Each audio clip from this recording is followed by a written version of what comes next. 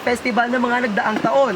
Tayo din po ang kinikilala na Tuna Queen dito sa Occidental Mindoro. So ayan, again po, tuna po natin, 300 po per kilo.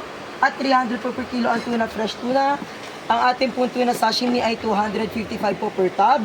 At ang ating adobong lamang loob na tuna ay 200 naman po per tub. Dagdag ko lang po sa kaalaman.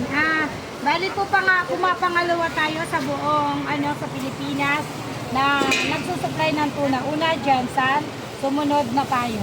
Sana masuportahan ng LGU na para lumawak pa at saka mapalago natin ang industry ng tuna. Kasi ang tuna sa Jansan, talagang napaka ng paghahanap buhay ng tuna.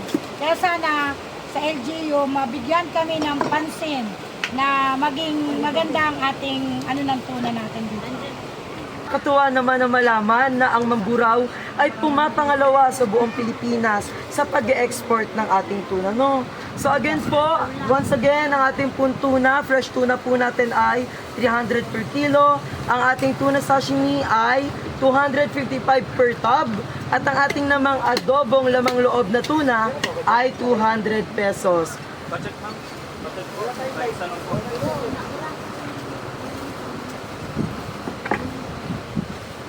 Ma'am, ito dito kayo lang?